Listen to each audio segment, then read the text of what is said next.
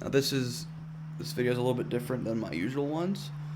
I just thought it would be a fun idea to do this, because on the other channel I do this thing where I play blackjack. Not actual blackjack, but do some online practice with it. You know, practice or whatever. I mean, there's no real money involved or anything. I have to put 50 bajillion disclaimers in the YouTube description just saying that there's no money involved or anything like that. But basically, the whole point of this is just to talk about, my thoughts and feelings on some stuff. It's not doesn't get don't worry, it doesn't get too ridiculous or anything. I just wanted to do a little informal little video, where I talk about things I journal about and things I think about a lot. Um, Now, one thing that I do think about quite often is, I will say I do quite often think about the Socratic method. Now, the Socratic method is obviously, it's just asking questions, even if it means, it's tactless, or if it's basically, you're asking a lot of questions, in hopes that something is revealed, and it's not always that. It's not something malicious. You're literally just asking questions because you want to know something. It's that kind of thing. It's almost investigative in that kind of sense. But yeah, that's sort of the idea of this. The Socratic method. But with the Socratic method, you have to assume something called good faith, and I think that a lot of people anymore don't like talking in good faith. They always either dislike talking in good faith, or they think it's something that isn't necessary. Talking in good faith and just always going with what they believe or what they think is even if if you think about it a lot, you can't just assume bad faith in every conversation. You can't really do that. That's not really productive. That's not gonna get anybody anywhere, really.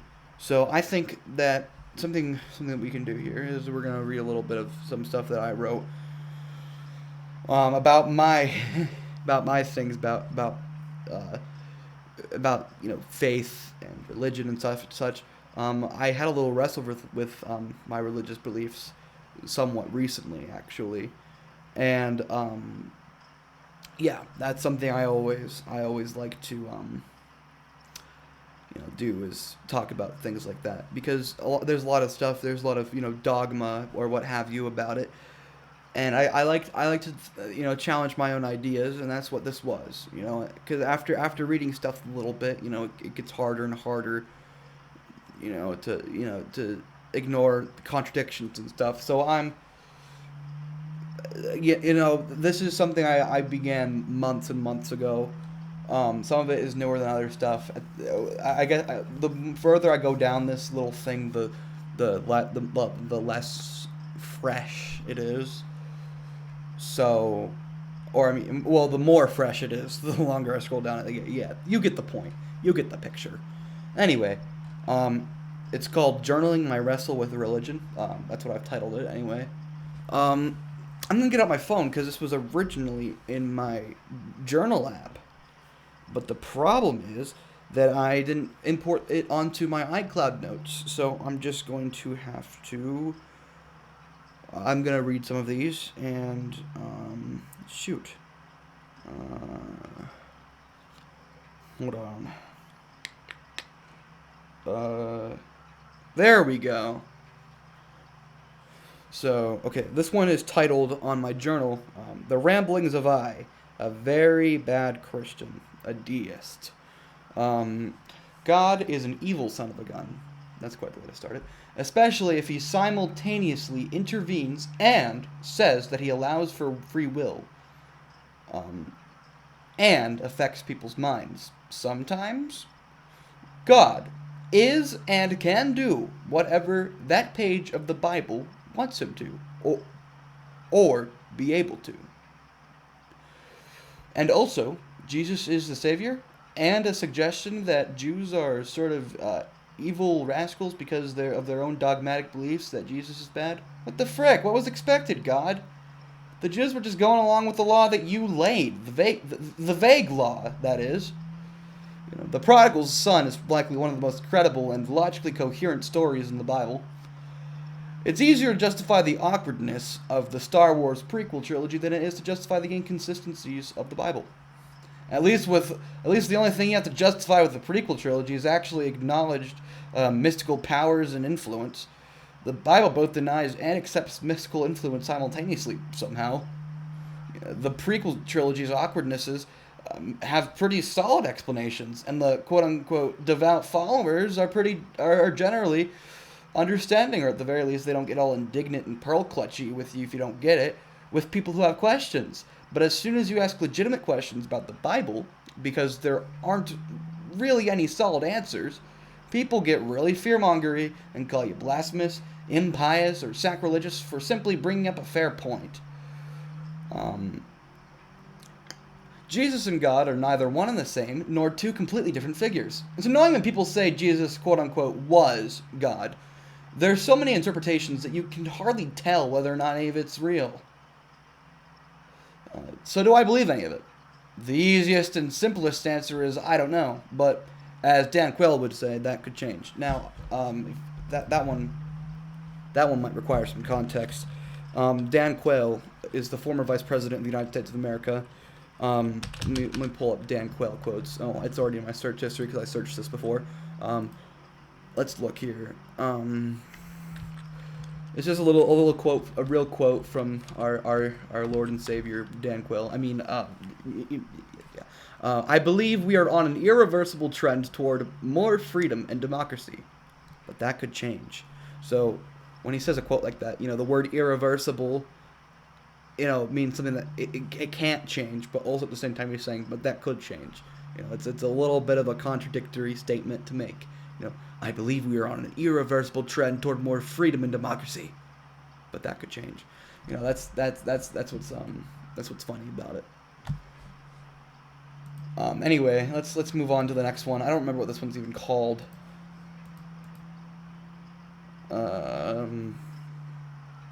What's the next one even called? I think the next one is called Political Philosophical Ramblings. This one's a little bit more sophisticated. The existence of God is unfalsifiable. Therefore, it can be argued that his existence is unlikely. It can be argued. That is an important qualifier and an important point of hedging I made there.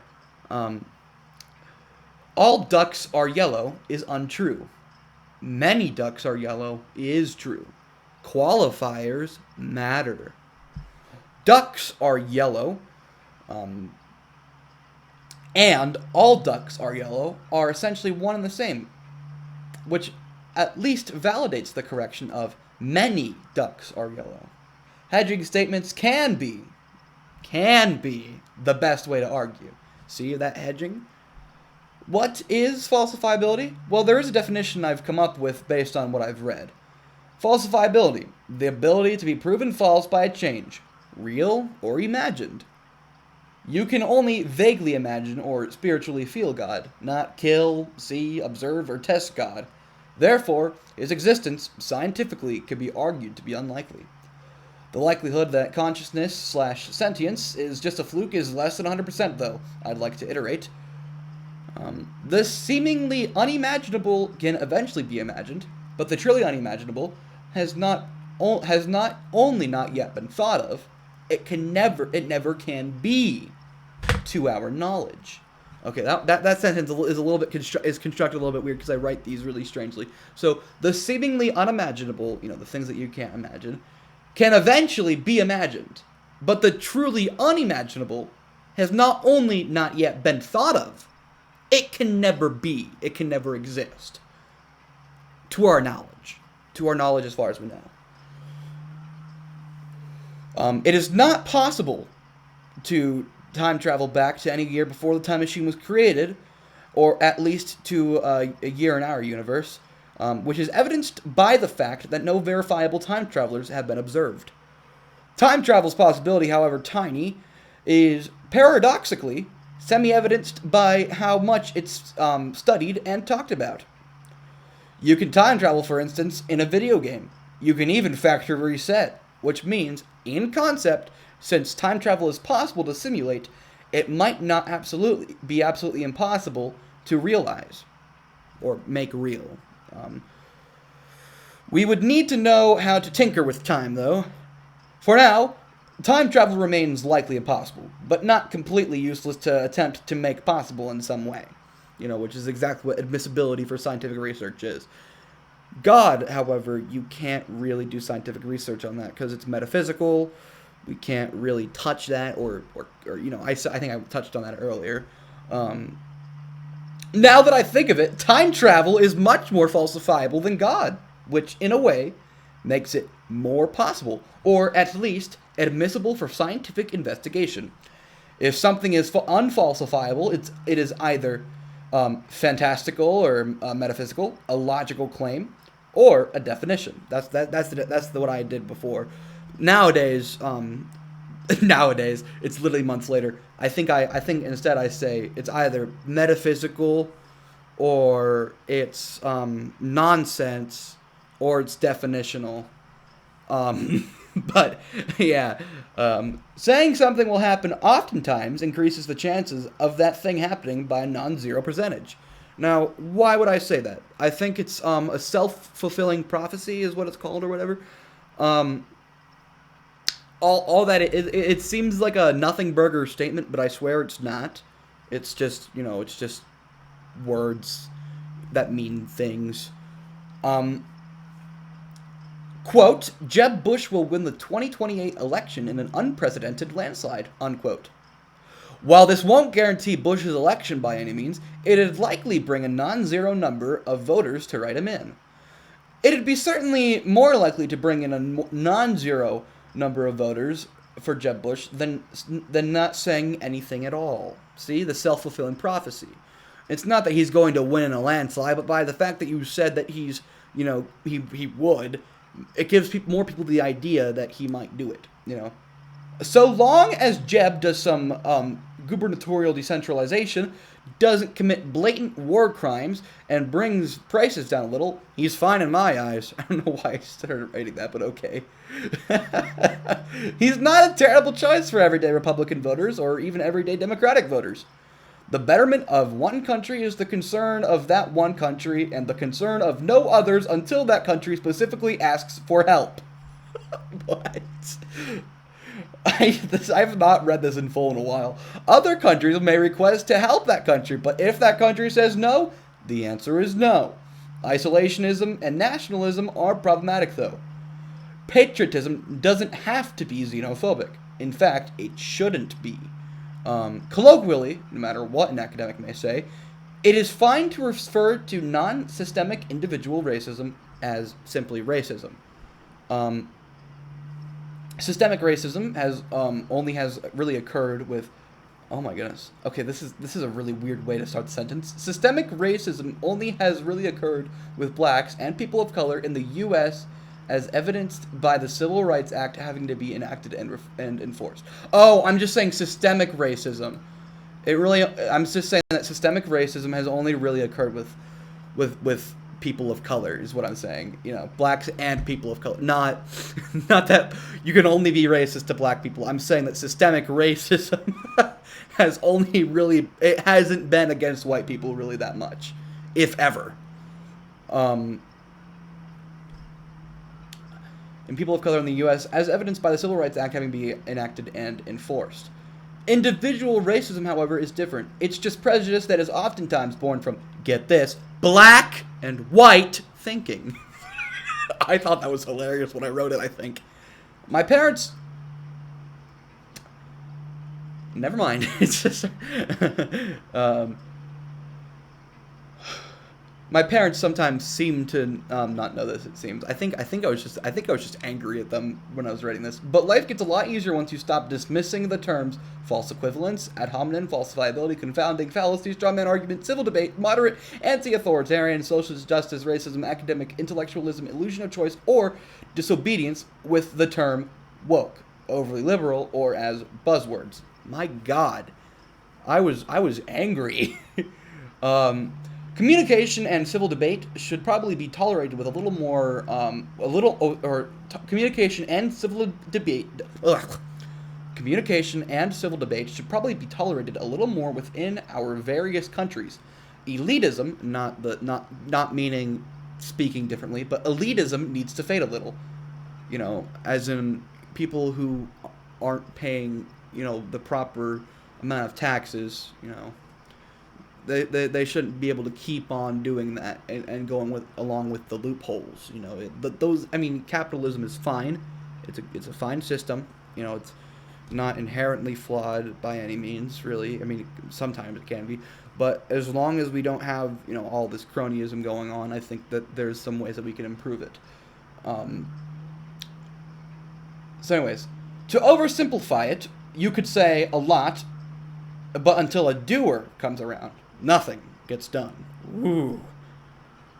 This one is titled "More Blasphemy." This is a great one.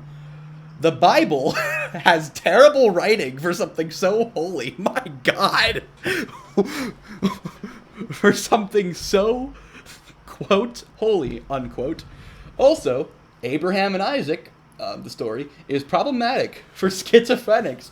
And you can't say God didn't know the story was problematic because, well, one, he's omniscient. Oh my God, my notes literally just... Why did it reload that? Why did you reload, notes? Why did you do that? Okay, let's start that again. Let's start that again, please. Can you start again? Okay. Abraham and Isaac is problematic for schizophrenics, and you can't say God didn't know the story was problematic because, well, one, he's omniscient. Two, he made schizophrenics. Three, why are we just denying empirical evidence here that the Bible's just not the greatest written, especially in showing the consistency of that God character? I guess I was just trying to say some inflammatory stuff in this one. These things are true, but my phrasing is a little bit dicey there.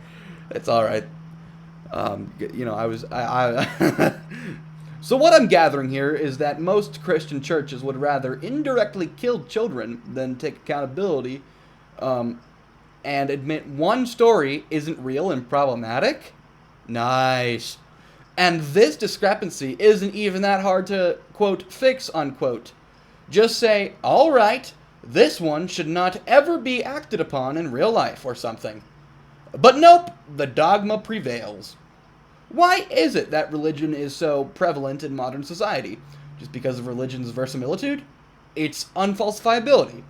Just to believe in something? Some other fourth thing? All four of those previous questions? Okay. No matter what, I think an adherence to figuring out the truth is very important. There is some merit in believing in a God. We wouldn't have thought of him if there weren't so many unanswerable questions. And there still are. Just less now.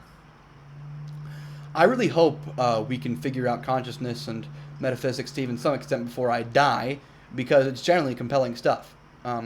And I will add, the human brain is a tricky, beautiful invention. And no matter what there is, or no matter whether there is a God or not, whoever or whatever made consciousness possible was really cool for doing that. But also, screw you for existential crises. Okay, that was quite a read. So yeah, a lot of them are just me discussing, religion and stuff that people get really in big arguments about, and you just have to challenge yourself a little bit. I came into that thing thinking, I was kind of angry, and because you just got to be honest with yourself. Do I believe this? Do I believe that? You can't. There's something obviously, intrinsically wrong with lying to yourself. You can't just say, oh, I believe in all of this stuff because I have to. It is what I am given to believing. You can't just do that. You have to be honest with yourself to some extent. Even if you're honest to yourself, if you're honest with yourself to a fault, it's better than not being honest with yourself at all. Honesty is the best policy, as George Washington may or may not have said. I don't actually know. That might not be true that he said that, but you can always verify stuff like that. I don't have anything else really to say. I'm gonna end the video now. Goodbye.